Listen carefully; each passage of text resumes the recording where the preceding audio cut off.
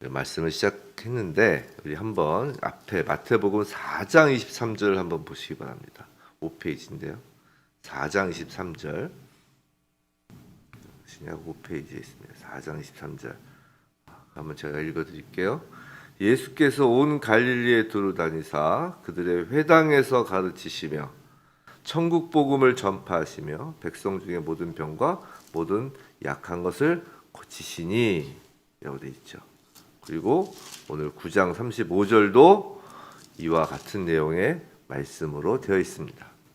즉 무슨 말씀이냐면 4장 23절 자, 이 말씀 이후에 기록된 것이 예수님의 산상수훈이 기록되어 있습니다.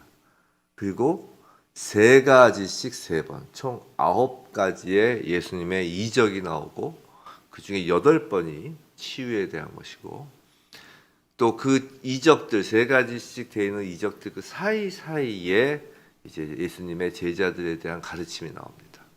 즉 가르치고 예수님의 그 선포하시고 치유하시는 게 이 4장 23절에서 9장 35절까지 이렇게 있는 것입니다.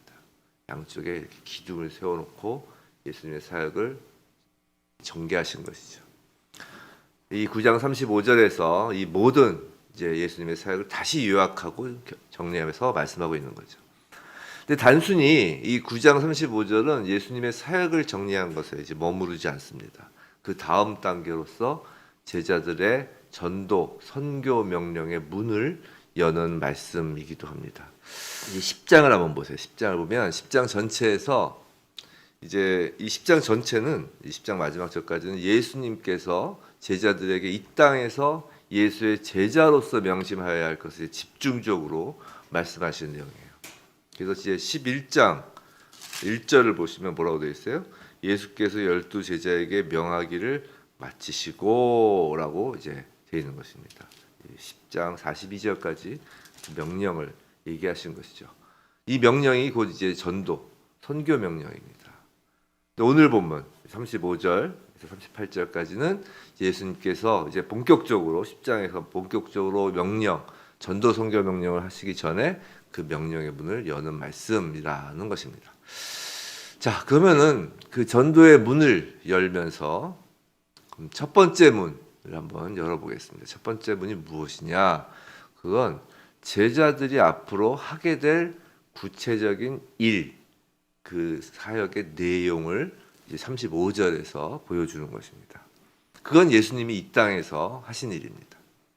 세 가지로 정리되죠. 가르치고 천국 복음을 전파하시며 고치시고 치료하시는 일입니다.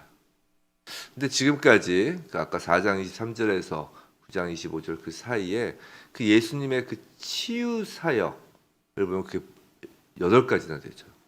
그 치유 사역 중심으로 그 기적 기사를 다루고 있는데 아이러니컬하게도 35절에서는 가르치는 사역과 복음 선포 사역을 치유 사역보다 앞세우고 있습니다. 더욱이 아까 본 그 11장 1절 다시 해볼까요? 11장 1절을 보시면 예수께서 12 제자들에게 명하기를 마치시고 이에 그들의 여러 동네에서 뭐라고요? 가르치시며 전도하시려고 거리를 떠나 가시니라라고 되어 있어요. 가르치시고 전도하시고. 11장 1절에서는 치유 사역에 대해서도 언급도 하지 않은 채 가르치는 사역과 복음 전파 사역에 대해서만 이제 언급하고 있는 거예요.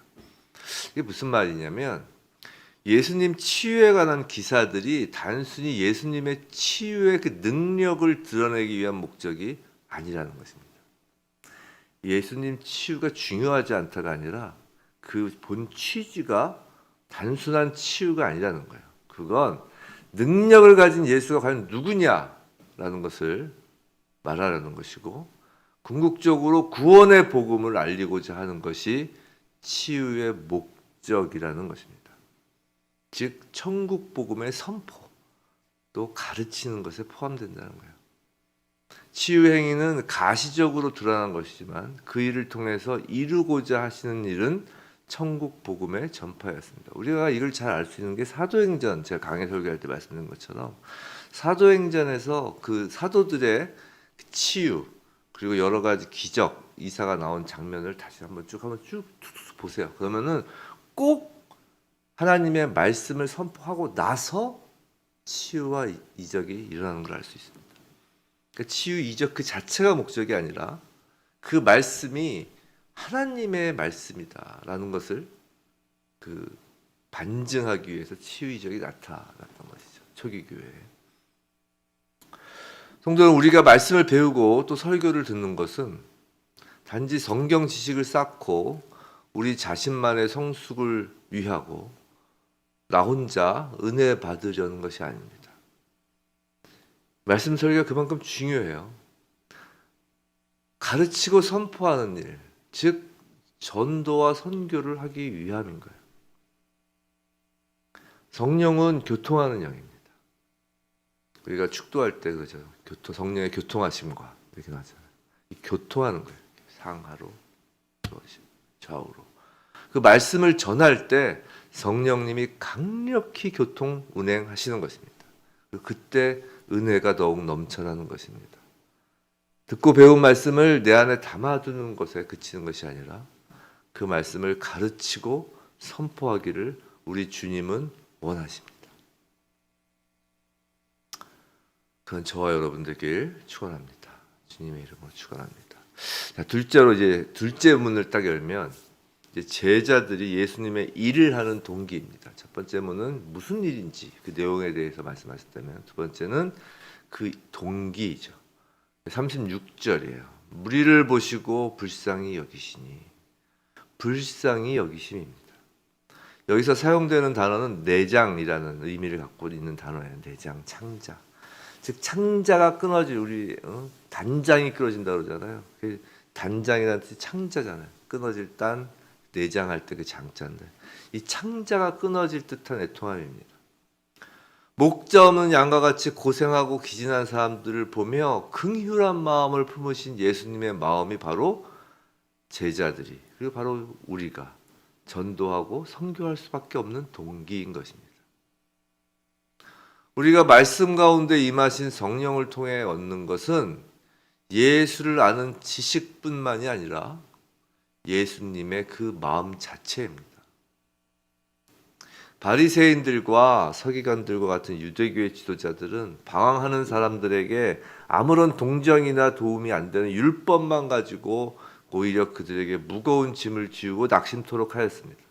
그러나 예수님은 사람을 낙심시키는 것이 아니고 용기를 북돋아주고 짐진 사람을 내리누르는 대신 그들이 신나게 살 수 있도록 하신 것입니다. 종교 지도자들은 긍휼함이 없지만 예수님은 긍휼함, 애통함이 있었기 때문입니다. 우리가 이 땅에서 예수님의 그 일 가르치고 선포하고 치유하는 그 일을, 그 동기는 바로 긍휼함입니다. 돈도 아니고요, 내 명성도 아니고요, 엄청난 것을 드러내는 것도 아니고 그 동기, 원인은 긍휼함입니다. 긍휼함이 빠지면, 그 예수님의 그 사랑의 마음이 빠지면 그거는 꽹과리와 같다 그랬죠. 방언을 해도 꽹과리 소리가 같다고. 자, 그리스도인 예수를 믿고 제자가 된다는 것은 스승인 예수의 일을 이어서 하는 것입니다. 그리고 그 동기마저도 예수님이 가지셨던 동기여야 합니다. 그런데 그것만으로는 부족합니다. 마지막 세 번째 문, 전도의 문은 전도와 선교를 앞두고 반드시 필요한 것이 있는데 그건 기도입니다. 37절, 38절. 자, 추수할 것은 많되 일꾼은 적습니다. 그러므로 추수하는 주인에게 추수할 일꾼들을 보내어 주시도록 기도하는 것이 필수적입니다. 근데 여기서 추수할 것이 많다는 것은 이제 양적으로 이제 숫자가 많다는 의미뿐만이 아니라 때가 가까웠다라는 사실을 강조하는 말씀입니다. 추수의 긴급성이죠. 한번 생각해 보세요. 추수할 것이 많아도 추수할 시간적 여유가 아주 여유로우면 굳이 일꾼이 더 필요하지 않을 것입니다.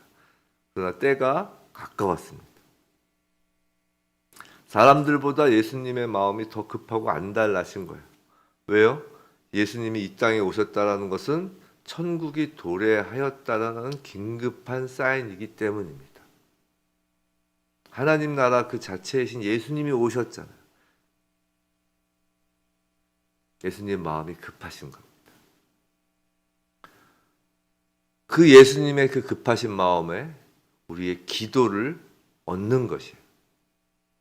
기도는 단순히 우리가 원하는 것을 구하는 것뿐이 아니라 예수님이 갈급하신 것에 대해서 우리가 기도로 얻는 거예요. 그게 기도의 능력이에요. 성도 여러분, 교회는 기도에서 그 힘을 발견해야 합니다. 기도보다 계획을 선호하는 교회, 기도보다 계획과 일 추진력 그런 것으로 선호하는 성도는 사실 진정한 능력을 놓치게 됩니다. 전도와 선교의 열쇠는 사람들을 향한 예수님의 긍휼한 마음과 그 사람의 기도에 더 다가가는 것입니다. 기도를 하면 추수의 주인 되신 하나님께서 일꾼을 보내어 주십니다. 보내어 주십니다. 그래서 보내어 주다로 번역된 동사는 떠밀다라는 의미를 가진 말이에요. 강제로 내놓는. 일꾼들을 강하게 떠밀어 보내는 것입니다. 우리가 기도를 하면 그 기도의 힘이 하나님이 일꾼을 떠밀지 않고서는 안 되게끔 하시는 거예요. 이 제자, 사역자, 우리 모든 그리스도인은 예수 그리스도를 믿으며 제자가 되는 것입니다. 무리가 아니라 제자가 되는 거예요. 이 제자, 사역자는 실제로는 배후에서 하나님께서 강하게 떠밀어 내보낸 일꾼입니다. 특별히 사역자, 선교사, 어떤 특별하게 기름 붓는 것은 하나님의 일꾼 그 근원적으로 하나님의 선택에 의하여 강권적으로 파송된 자임을 우리는 알 수 있습니다. 물론 어떤 자발적인 것도 필요할 수도 있겠지만 기본적으로 그 근원적인 배우는 하나님의 떠밀어 보내심입니다. 근데 그 하나님의 보내어 주시는 그 일도 우리의 기도를 통하여 함께 하신다는 것이에요. 오늘 본문에서 우리가 놓치지 말아야 할 것이 있습니다. 그건 예수께서 추수할 일꾼이 필요하다고 하신다는 거예요. 우리의 기도가 필요하시다고 하는 거예요. 성도 여러분, 예수 그리스도가 사람을 필요로 하신다는 것입니다. 이것이야말로 기독교 신앙의 위대한 점입니다. 하나님은 결코 우리를 단순히 피조물 종이라 하지 않으십니다. 창조주이시고 전지전능하신 하나님이 필요로 하는 사람이라고 높이시는 거예요. 그것은 사람을 하나님의 일에 이용하겠다라는 이기적인 필요가 아닙니다. 피조물인 우리를 자녀 삼으시고 하나님과 함께 걷고 함께 일하자며 우리를 높여주시는 아버지의 사랑인 것입니다. 예수님은 하나님이십니다. 무리를 걷고 바람과 바다를 잠잠히 하실 수 있는 분입니다. 그럼에도 왜 이스라엘 땅의 한정된 장소, 그 한정된 시간 동안에만 공생의 사역을 하였을까요? 능력이 없으셔서요? 아닙니다. 사람의 몸을 입고 100% 사람이어도 물리를 걸으셨잖아요. 바람과 바다를 말 한마디로 잠잠히 하셨잖아요. 예수님이 뭘 못하셨겠어요? 능력이 없어서요? 아니에요. 그건 더 많은 사람들과 함께 하시기를 원하셨기 때문입니다. 더 많은 시대의 사람들이 하나님의 그 사랑 안에 들어오길 원하셨기 때문이에요. 함께 하는 것이 하나님의 사랑입니다. 자녀와 함께하고자 하는 것, 그것이 일꾼을 내어 보내시는 하나님의 사랑의 마음이에요. 부디 저와 여러분 모두 예수님이 하신 그 전도와 선교의 일을 다른 동기와 목적이 아니라 예수님의 긍휼한 마음의 그 동기, 그 마음을 품고 동역자, 하나님의 동역자, 하나님의 사랑의 필요를 채워주는 멋진 하나님의 동역자, 이자 또 기도하는 그리스도인으로 오늘 하루 그리고 남은 날들을 살아가길 주님의 이름으로 축원합니다.